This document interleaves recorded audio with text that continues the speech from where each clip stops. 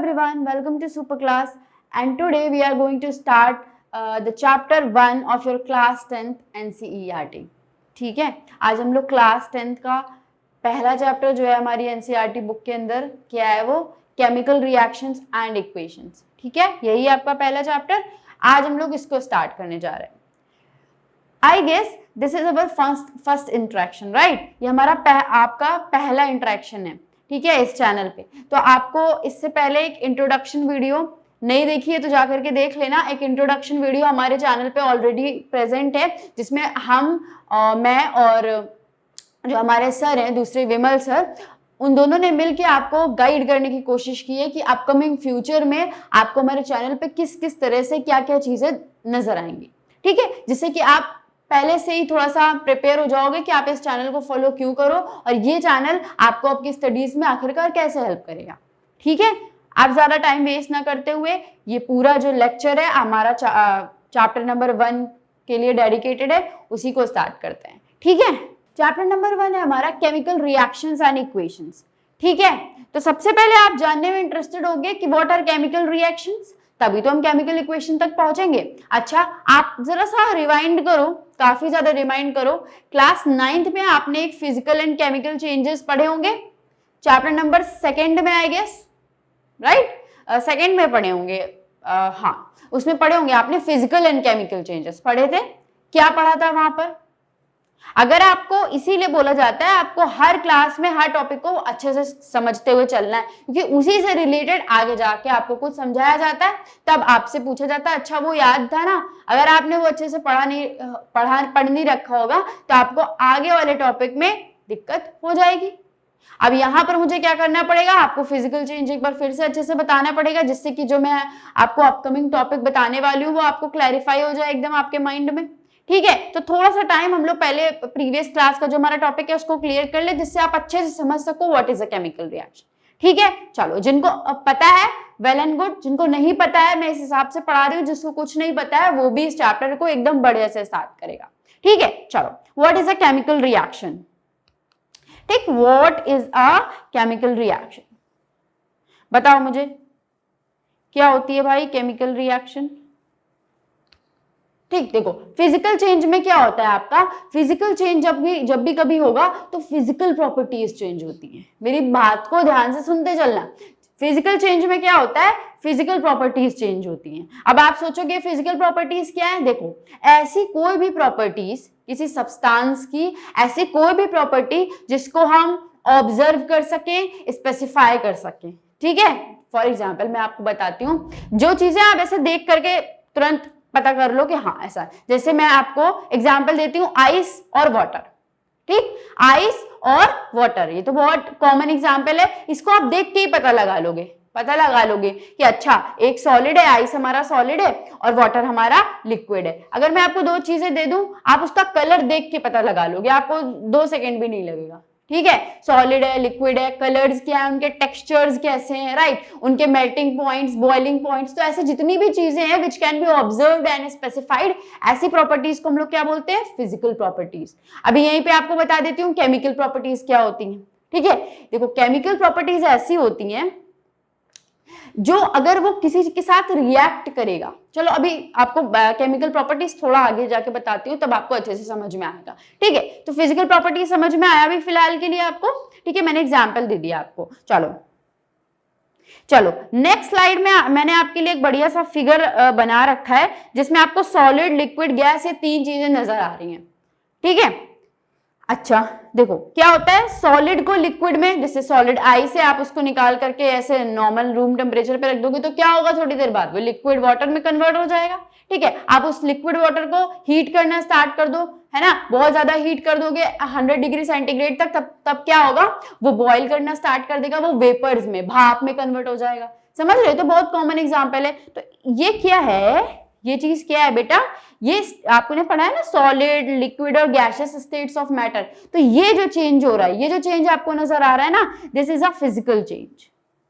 ये कैसा चेंज है भाई, this is a physical change.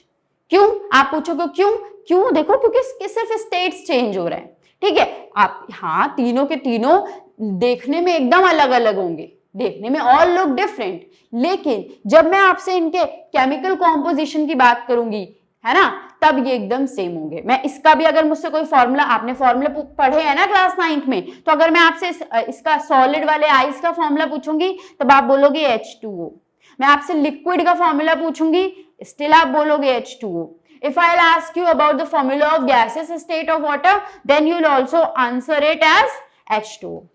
तो केमिकली तो सेम ही है ना, H2O H2O H2O, ठीक है, बट बस इनकी फिजिकल प्रॉपर्टीज में चेंज आया है। तो ये जो है ना, ये क्या है बेटा, इंटर कन्वर्जन ऑफ मैटर है। What is it?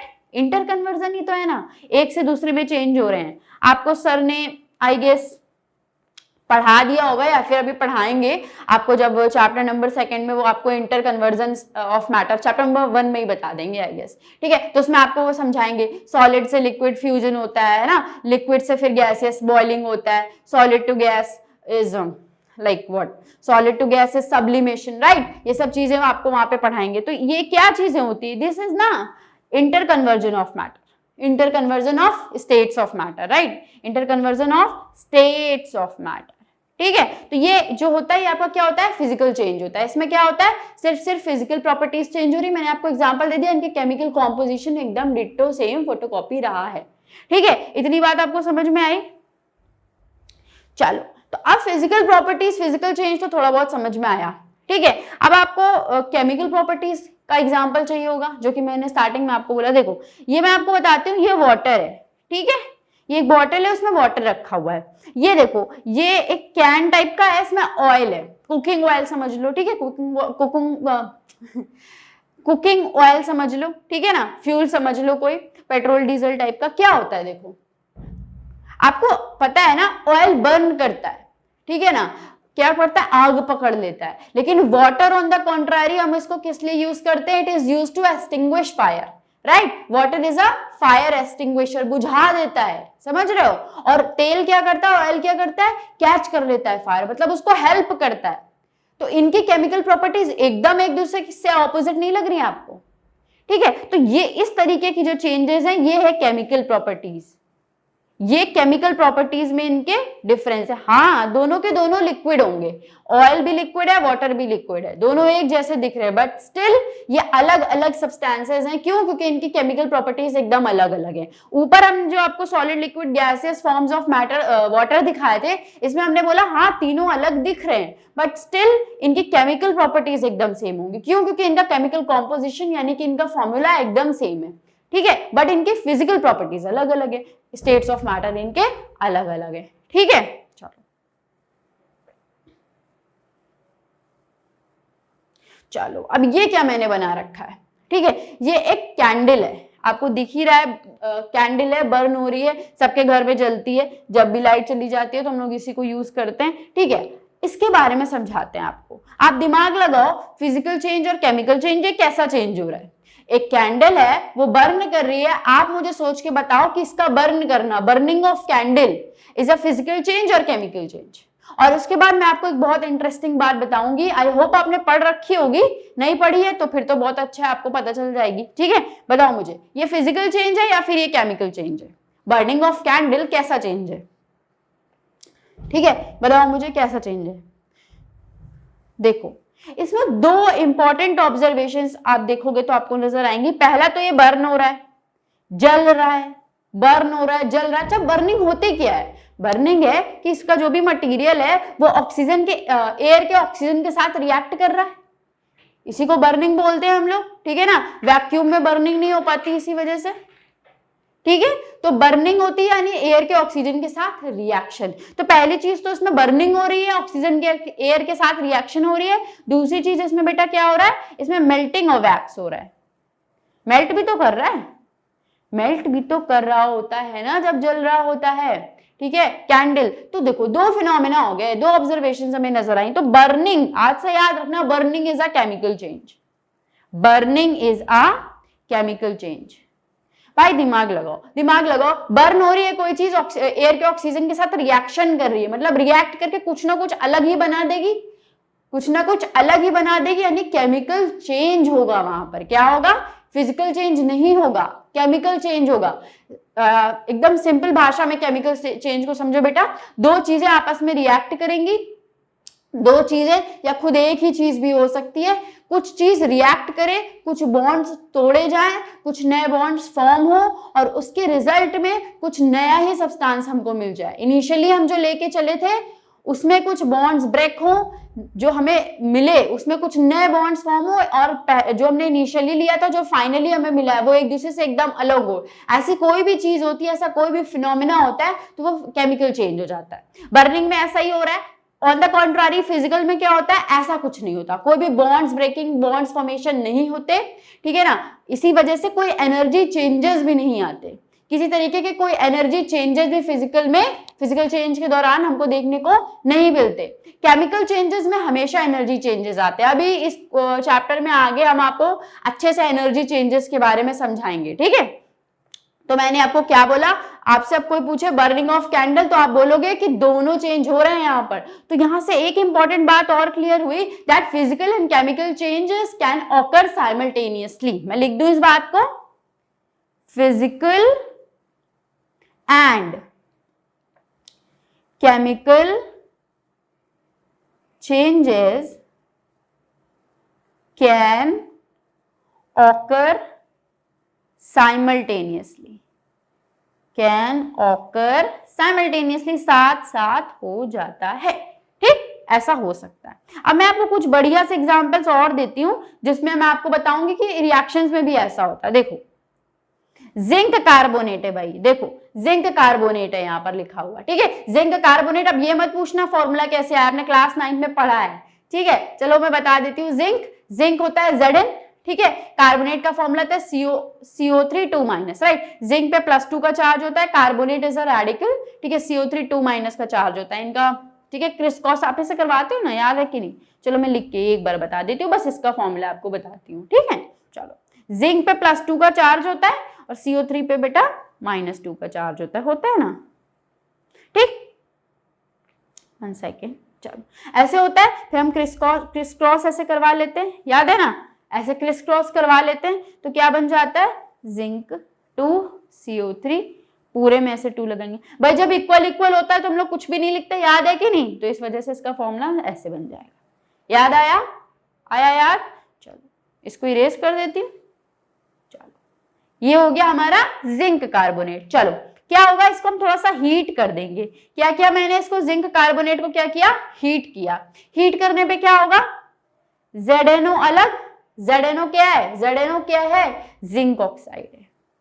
क्या है बेटा, जिंक ऑक्साइड है। इसको भी समझा दूं क्या, देखो Zn पे +2 का चार्ज होता है, ऑक्सीजन पे -2 का चार्ज होता है। देखो जिंक पे +2, ऑक्सीजन पे -2, दोनों पे फिर से अगेन क्रिस क्रॉस करोगे, वही Zn2O2 सेम होता है तो हम लोग लिखते नहीं, उसको ZnO लिख दोगे, रेशियो ले लोगे एकदम इक्विवेलेंट वाला, ठीक है। इसको इरेज कर देती हूँ, राइट। जिंक ऑक्साइड बनेगा और CO2 गैस निकलेगी। अब CO2 का नाम आप लोग बताओ, आप लोग 9th में पढ़े होगे, खूब पढ़े होगे। CO2 का नाम मुझे बताओगे, आप लोग बताओगे या मैं बताऊं? मैं बता देती हूँ, क्योंकि पता नहीं बताओ या ना बताओ, लेकिन अगर मैंने छोड़ दिया तो ये चीज आपको पता नहीं चलेगी, इतना तो मुझे पता है। क्या पता देखो ही ना, कार्बन डाइऑक्साइड गैस, ठीक। तो ये जब डिकम्पोज करा जिंक कार्बोनेट, तो हमें जिंक, देखो मैं इतनी बार रिपीट कर रही हूँ जिससे आपके दिमाग में फिट हो जाए, आपको समझ में आ जाए, आपको याद हो जाए, ठीक। ये रिएक्शन कैसे होती है इतना समझने की अभी जरूरत नहीं, अभी जितना समझा रही हूँ सिर्फ इतना समझो कि मैं बोल रही हूँ ऐसा होता है, तो इसको एक्सेप्ट करो, मुझ पर ट्रस्ट करो कि हाँ ऐसा होता है, ठीक। चलो कार्बन डाइऑक्साइड गैस बन गया। अब मेरे को आप लोग में से कितने लोग बताओगे ये कैसा चेंज है, बताओ। ये जिंक कार्बोनेट का डिकम्पोज होकर के जिंक ऑक्साइड और CO2 गैस में बनना कैसा चेंज है, फिजिकल चेंज है या केमिकल चेंज है, बताओ। केमिकल चेंज ही होगा ना, सीसी लिख दो ऐसे डॉट में, सीसी लिख दिया मेरा, ठीक है। केमिकल चेंज ही तो है। देखो जिंक कार्बोनेट में जिंक कार्बोनेट के बीच में बॉन्ड टूटा होगा, तभी तो जिंक और ऑक्साइड और CO3 मतलब अलग अलग चीजें बन गई ना बेटा।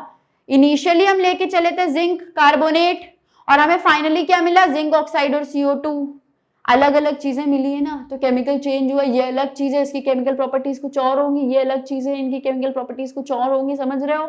जो लेफ्ट हैंड साइड होता है जिसको इनिशियली लेके चलते हैं उसको हम लोग रिएक्टेंट बोलते हैं, जो फाइनली हमको मिलता है उसको हम लोग प्रोडक्ट बोल देते हैं, ठीक है। चलो अब मैं अगली चीज बताती हूँ आपको। देखो इसके बाद यही जो जिंक ऑक्साइड यहाँ पे बना है ये व्हाइट कलर का होता है। कैसा होता है? व्हाइट कलर का होता है। इसको मैं अगर थोड़ा सा और हीट कर दूं, क्या कर दूं, इसको थोड़ा सा और हीट कर दूं, तो अब ये क्या होगा, जिंक ऑक्साइड ही रहेगा बट इसका कलर क्या हो जाएगा बेटा, येलो हो जाएगा। It's colour just changes from white to yellow. तो अब मुझे बताओ ये कैसा चेंज है? क्या देखो आपको सिंपली बस इतना चेक करना है जो इनिशियल है और जो फाइनल है उसमें कितना डिफरेंस है, क्या वो सेम है या क्या वो अलग अलग है, कुछ बॉन्ड्स फॉर्मेशन या फिर ब्रेकिंग हुई है क्या? तो सेम है ना भाई, दोनों सेम है, बस चेंज किस में आया, कलर में। और कलर तो क्या होती है, फिजिकल प्रॉपर्टी, मैंने आपको लेक्चर 1 के स्टार्टिंग में ही बता दिया। तो ये क्या होगा, ये फिजिकल चेंज हो जाएगा, पीसी, राइट।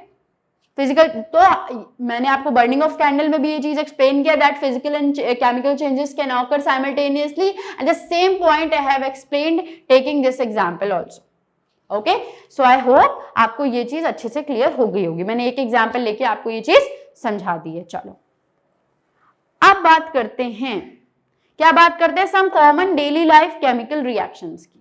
ठीक, जो आपके आसपास चल ही रहे होते हैं, ये ऐसे कुछ रिएक्शंस हैं जो आपके आसपास चल ही रहे हैं। ठीक है, बस आपने कभी ध्यान नहीं दिया, बस आज के बाद आप ध्यान दोगे। ठीक है, देखो पहला, cooking of food. Cooking of food, अब आप में से कितने लोग खाना खाते हो?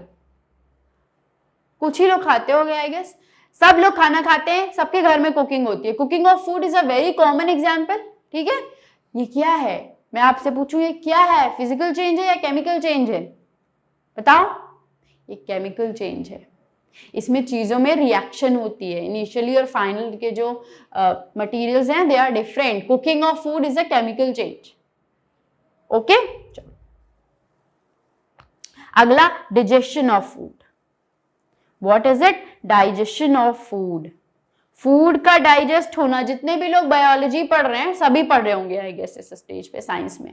ठीक है, तो बायोलॉजी में आप लोगों ने पढ़ा होगा डाइजेशन ऑफ फूड का साइकिल। इतनी आसानी से डाइजेशन नहीं होता, उसमें भी कई ज्यादा केमिकल रिएक्शंस होती हैं। स्टमक में HCl रिलीज होता है ना, वो रिएक्शन करता है, तो पूरी प्रॉपर चेन होती है केमिकल रिएक्शंस की जो इन्वॉल्व करती है डाइजेशन ऑफ फूड को। तो एक कोई सिंपल फिनोमिना नहीं है कि खाया और डाइजेस्ट हो गया। ठीक है, तो it is also an example of what, chemical change. ये मैं आपको एग्जांपल दे रही हूँ जो आपके आसपास बहुत ही ज्यादा कॉमन एग्जांपल केमिकल रिएक्शंस चल रहे होते हैं, जिनको आप आज के बाद समझ जाओगे और ये भी समझोगे कि ये केमिकल रिएक्शंस ही क्यों है, physical reactions sorry physical changes क्यों नहीं है। ठीक है, ये सारा कहानी मैं आपको किस लिए समझा रही हूँ, जिससे आप केमिकल रिएक्शन को, फिजिकल चेंज को, फिजिकल रिएक्शन को डिस्टिंग्विश कर सको, कैसे होता है, क्यों होता है ये। ठीक है, डिजेशन ऑफ फूड। लास्ट देखो, वी रिस्पायर, रेस्पिरेशन। बायोलॉजी में पढ़ा होगा आपने रेस्पिरेशन के बारे में अच्छे से। हम लोग जो सांस लेते हैं ना, ऑक्सीजन को इन, CO2 को आउट, राइट, इनहेल और एक्सहेल करते हैं ना हम लोग, O2 और CO2 को। Respiration is also a chemical process. अगर आप देखो, ये भी कोई सिंपली ऐसे नहीं, इसमें भी केमिकल रिएक्शन होती है, इसमें भी केमिकल रिएक्शन होती है। जो खाना हम लोग खाते हैं ना, आपको डिटेल में भी आगे पढ़ाऊंगी मैं रेस्पिरेशन के बारे में, तब मैं आपको कुछ इंपॉर्टेंट पॉइंट्स बताऊंगी रेस्पिरेशन से रिलेटेड। ठीक है, अभी तो समझो एक केमिकल प्रोसेस है, क्यों, कैसे, इसका पूरा मैकेनिज्म के लिए थोड़ा सा वेट कर लो, मे बी सेकेंड लेक्चर में अच्छे से आपको क्लियर हो जाएगा। अभी समझ के चलो, it is a chemical reaction. ठीक है, तो फोर्थ एग्जाम्पल है एन आयरन तवा।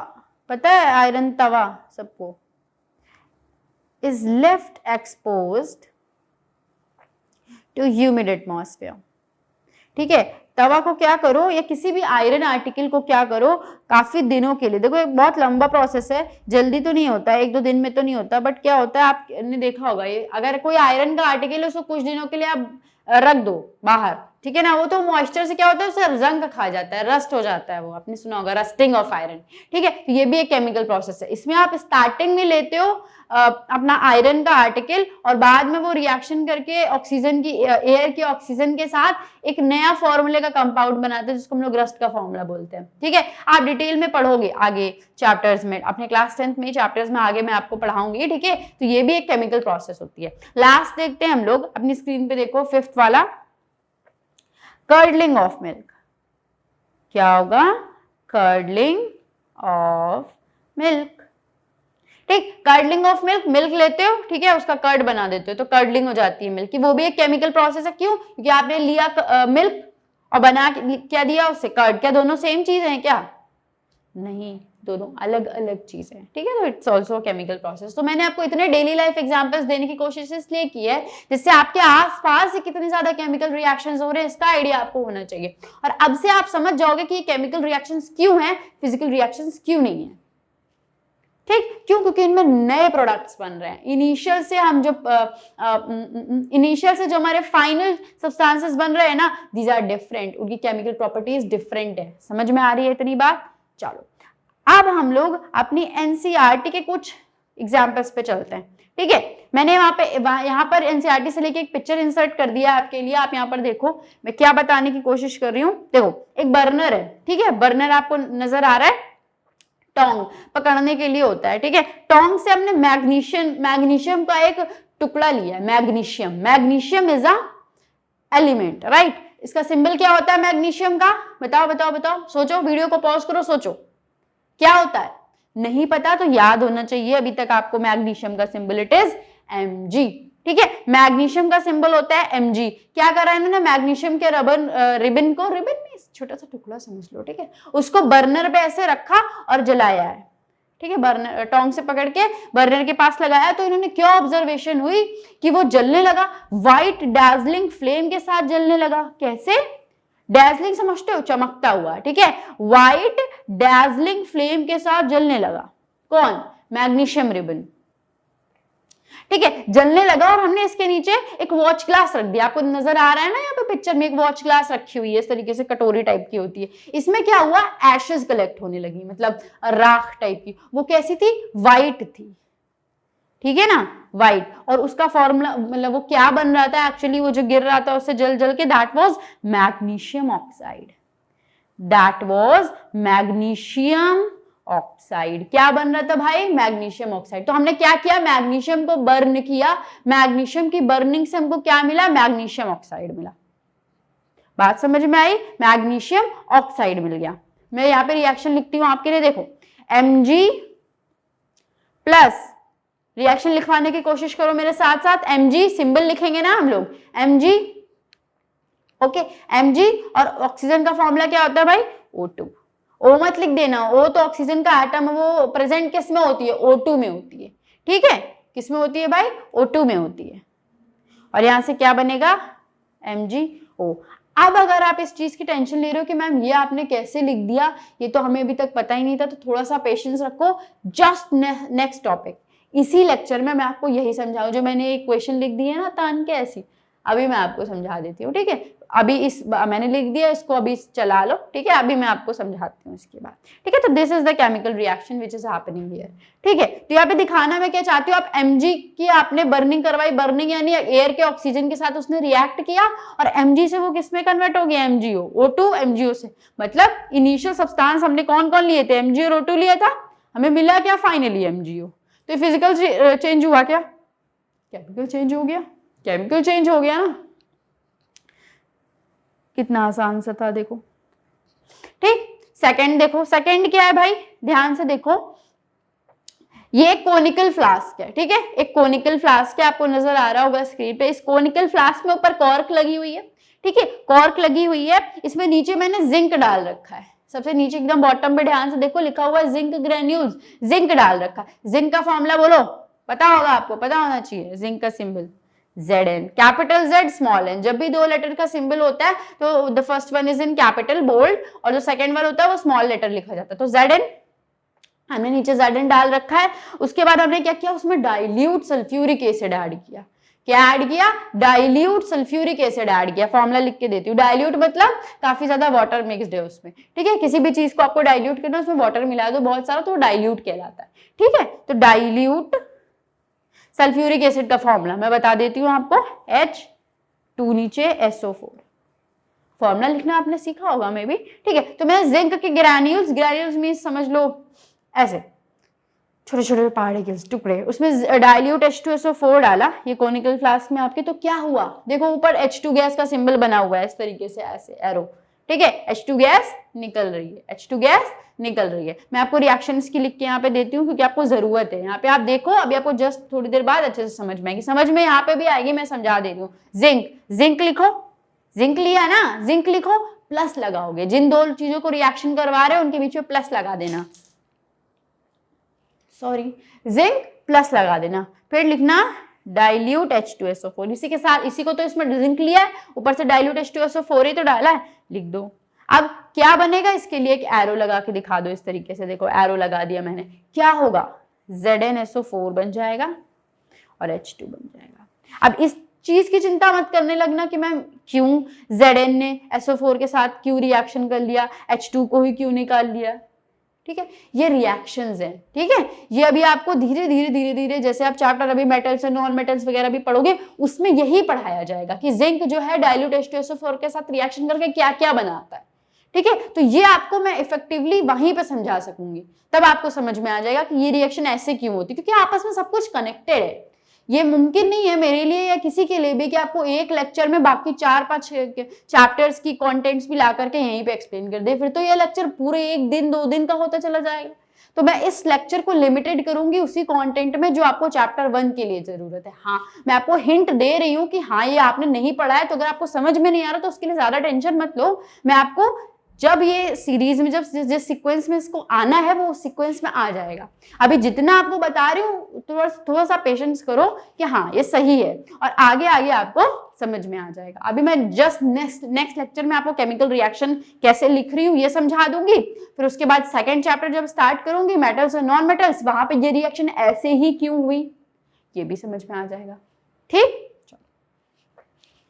ठीक है बेटा, तो ये देखो जिंक लिया था आपने, डाइल्यूट H2SO4 लिया था, आपको क्या मिल गया, ZnSO4 और H2 मिल गया। आपने अलग इनिशियल सब्सटेंसेस आपने अलग लिए हैं, आपको फाइनल प्रोडक्ट्स अलग मिले हैं, ठीक है। केमिकल चेंज ही हुआ ना, केमिकल चेंज ही हुआ ना, फिजिकल चेंज तो नहीं है। चलो चलो चलो चलो, थर्ड और लास्ट एग्जांपल देख लेते हैं जो आपके एनसीईआरटी में मेंशन्ड है। आप देखो जो भी एनसीईआरटी में मेंशन्ड है उसको मैं इसलिए समझा रही हूँ क्योंकि काफी चांसेस होते हैं कि वो आपसे पूछा जाएगा आपके स्कूल के एग्जाम्स में, ठीक है, या फिर बोर्ड्स में स्पेशली, ठीक है। तो उसको अच्छे से समझते चलना, ठीक है।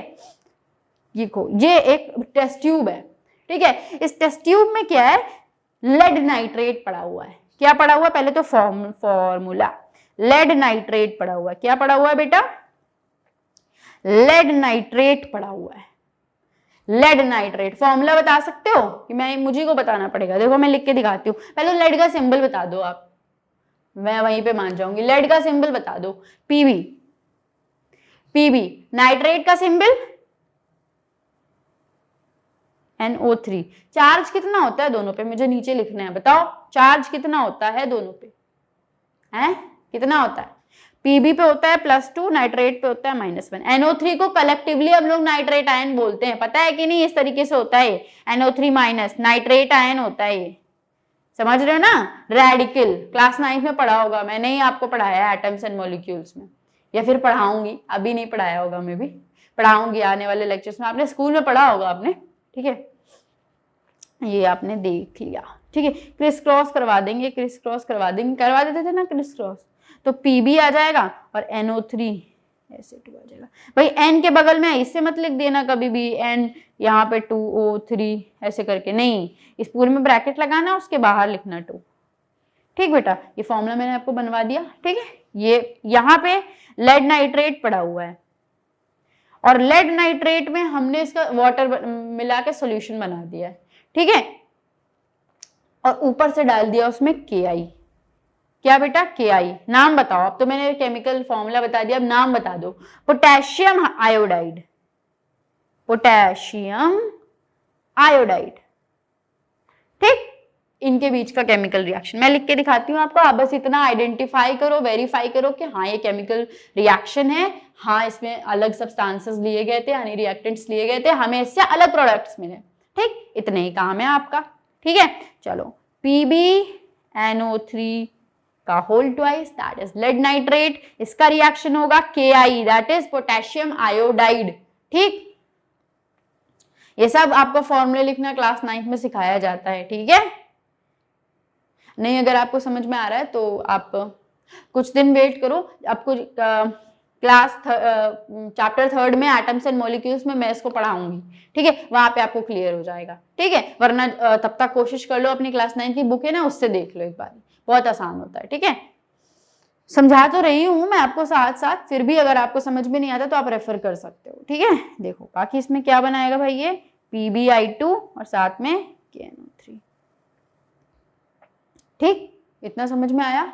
चलो ये हमारा, इसका नाम बता दो, अच्छा क्या नाम है इसका, नाम पूछ रही हूँ, नाम, नेम, नॉमेनक्लेचर कर दो इसका। मैं बता दूं, लेड आयोडाइड। ऊपर बता दो ये क्या बना है, इसको है पोटेशियम नाइट्रेट, पोटेशियम नाइट्रेट।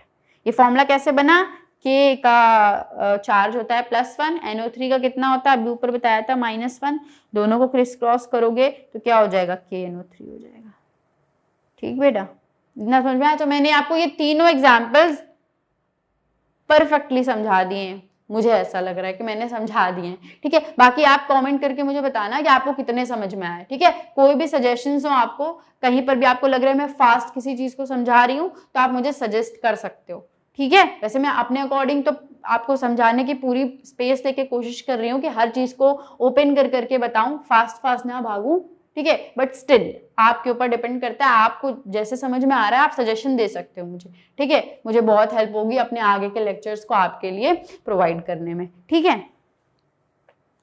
चलो भाई, ओके, आपने केमिकल रिएक्शन समझ लिया ना, कोई डाउट नहीं है। हम लोगों ने 30 मिनट्स अराउंड सिर्फ केमिकल रिएक्शन क्या है इस पे समझे, जिससे आपको एकदम परफेक्टली समझ में आ जाए, ठीक है। अब हम लोग समझेंगे केमिकल इक्वेशंस क्या होती हैं, क्या समझेंगे हम लोग, केमिकल इक्वेशन क्या होती है। देखो पहला ही वाला अपना एक्टिविटी ले लो, या आपके एनसीईआरटीज में एक्टिविटी करके दिया हुआ है ना, तो अपना पहला वाला एक्टिविटी देखो जिसमें हमने Mg को बर्न किया था, हमें MgO मिला था, है ना, मैग्नीशियम को बर्न करके हमें मिला था ना मैग्नीशियम ऑक्साइड। उसी वाली एक्टिविटी को जरा ध्यान से देख लो, इसी की बात हम अब करेंगे, ठीक है।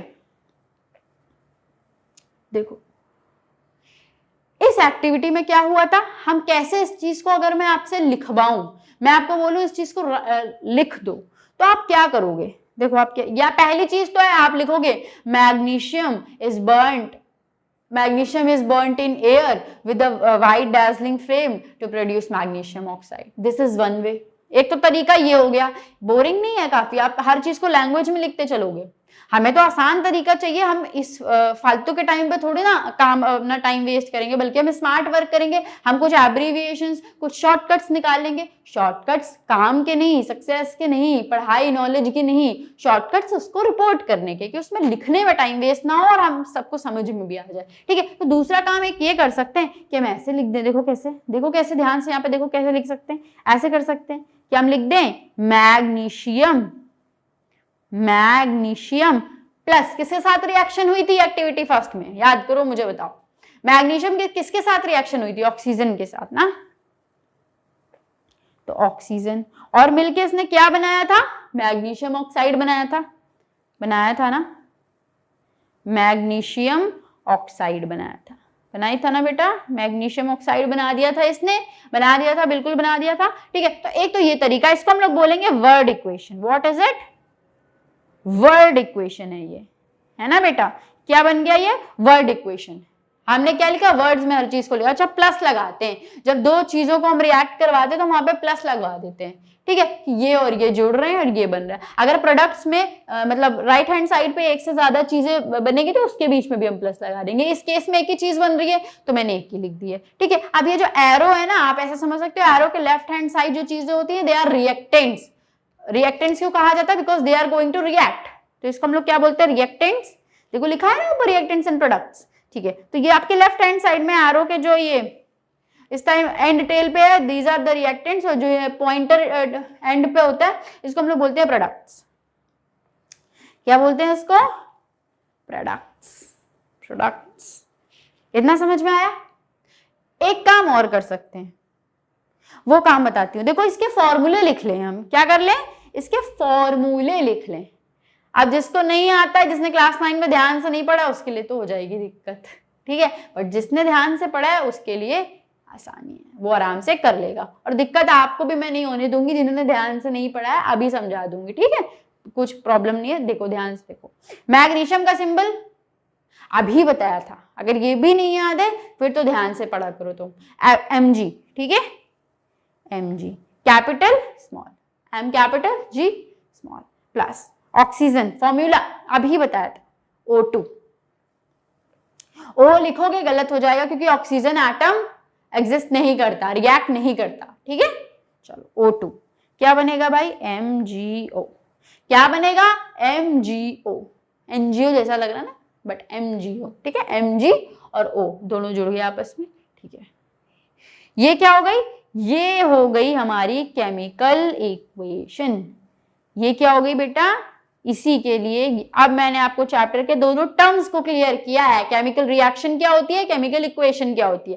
केमिकल इक्वेशन ये आई, देखा कि जो भी आपकी रिएक्शन हो रही है उसको एक स्टेटमेंट में लिखना, एक एब्रीविएशन टाइप बना देना with the help of their chemical formulas. मैंने उनके केमिकल फॉर्मूला उठाए और बना दिया। देखो ये आसान है कि वो आसान था जो पहले लैंग्वेज में लिख रहे थे, या फिर जो हमने वर्ड इक्वेशन बनाई थी, या फिर ये सबसे आसान है। फॉर्मूले पता होना चाहिए, बस फॉर्मूले बताओ फटाफट लिखो, हो गया, ठीक। ये क्या है, केमिकल इक्वेशन समझ में आया, समझ में आया क्या। चलो आगे चलो, जो ऊपर वाली हमने लिखी थी और जो उसके बाद वाली एक्टिविटी थी उसमें क्या था, उसकी भी एक बार इक्वेशन लिखने की कोशिश करें, उसकी भी इक्वेशन लिखने की कोशिश करते हैं, ठीक है। यहाँ पे थोड़ा सा स्पेस है, ठीक है, यहीं पे लिख देते हैं। चलो दूसरी एक्टिविटी क्या थी, चलो स्क्रॉल करके आपको वापस से दिखाती हूँ क्योंकि याद तो होगा नहीं, क्यों ही याद करेंगे। चलो देखते हैं क्या था भाई, जिंक के ग्रैन्यूल्स थे, मैंने उसके ऊपर से डाइल्यूट सल्फ्यूरिक एसिड डाल दिया था, तो एज अ ऑब्जर्वेशन ऐसा बना हुआ है इस पिक्चर में कि H2 गैस रिलीज हो रही है। मैंने आपको पूरा एक इक्वेशन लिख के दिखा दिया था ना, अब मैं आपको इसी को लिखना सिखा रही हूँ। जब मैं लिख रही तो मैंने बोला था ना कि अभी मैं आपको नेक्स्ट टॉपिक यही है, मैं आपको केमिकल इक्वेशंस लिखना सिखाऊंगी, ये रिएक्शन लिखना सिखाऊंगी, वही करवा रही हूँ। ध्यान से देखो इसको, इसी को अब हम लिखना सीख रहे हैं कि मैंने एक्चुअली ऐसे लिखा क्यों, ऐसे क्यों लिख दिया सीधा सीधा, समझो। अब एक्टिविटी देख ली, अब लिखने की कोशिश करें। क्या हुआ था, क्या हुआ था, जिंक था, जिंक का फॉर्मूला लिख देंगे। सबसे पहले क्या लिया, जिंक लिया प्लस, फिर क्या डाला था, प्लस लगाएंगे, दो चीजें थी ना, अगर एक ही होती तो प्लस ना लगता, ठीक है। क्या चीज थी दूसरी, डाइल्यूट H2SO4 था ना बेटा, तो मेंशन करना पड़ता है, ठीक है। ऐसे डाइल्यूट आपको लिखना पड़ेगा क्योंकि डाइल्यूट और कॉन्सेंट्रेटेड दो टर्म्स होते हैं, आपने क्लास 9 में आई थिंक पढ़े होंगे, ठीक है। H2SO4 तो क्या बना था, क्या बना था, ZnSO4 बना था और H2 बना था, ठीक। अभी मैं आपको पूरी इंफॉर्मेशन दे रही हूं कि हाँ ये से ये रिएक्ट किया, ये बना। अभी ये मत सोचने लगना इससे ये रिएक्ट करके ये क्यों बना, मैंने आपको पूरी कहानी समझाई, आप चैप्टर 2 में पढ़ोगे। अभी जो समझा रही हूँ वो समझो, अभी ये तो समझ लो पहले कि ये रिएक्टेंट होते हैं, ये प्रोडक्ट होते हैं, तब तो आगे कहानी चलेगी, ठीक है। चलो तो ये भी केमिकल इक्वेशन हो गई एक्टिविटी 2 के लिए, ये आपको मैंने ऊपर लिख दी है। Mg+O2 MgO वाली किसके लिए, एक्टिविटी 1 के लिए, उसके नीचे एक्टिविटी 2 के लिए। क्या लिखवाई है मैंने, ये केमिकल इक्वेशन, ठीक। तीसरी वाली के लिए भी लिख लेते हैं, चलो लिखी थी हमने, एक बार फिर से लिख लेते हैं, ठीक है। तो लास्ट वाली हमारी जो थर्ड वाली एक्टिविटी थी उसकी भी इक्वेशन मैंने लिखवा दी है, स्टिल फिर से एक बार देख लेते हैं। यहाँ पर क्या हुआ था, उसमें Pb लेड नाइट्रेट लिया था ना हमने, बस लेड नाइट्रेट, उसमें क्या ऐड किया था, Ki ऐड किया था, डाल दिया Ki को। क्या हुआ था फिर, क्या बना था उसमें, उसमें बना था PbI2, याद आया, और साथ में KNO3, ठीक, यही बना था ना। तो ये आपकी हो गई क्या, केमिकल इक्वेशन। केमिकल इक्वेशंस क्या हुई, समझ में आया, ओके। तो this is it for your lecture number 1, chapter 1 का हमने लेक्चर नंबर 1 जिसमें हमने केमिकल इक्वेशंस तक समझ लिया है। अब लेक्चर 2 में जब मैं आपको मिलूंगी तब मैं आपको इसके आगे बैलेंसिंग सिखाऊंगी, ठीक है। So this is it for this lecture, hope आप लोगों को ये लेक्चर अच्छा लगा होगा। अगर आपको अच्छा लगा तो प्लीज़ हमारे चैनल को सब्सक्राइब कर देना और मत भूलना इस वीडियो को लाइक करने को, और जिन भी बच्चों को इसको ये वीडियो देखने के लिए नीड होगी उसको शेयर कर देना। इन केस आप उन सेक्शन में नहीं हो जिनके लिए यूजफुल है, आप 11th 12th किसी में हो और आपको ये वीडियो दिखाई दे रही है, तो ऐसे बच्चों को ज़रूर शेयर कर देना जिनको इसकी नीड है 9th 10th में, ठीक है। Okay, so thank you.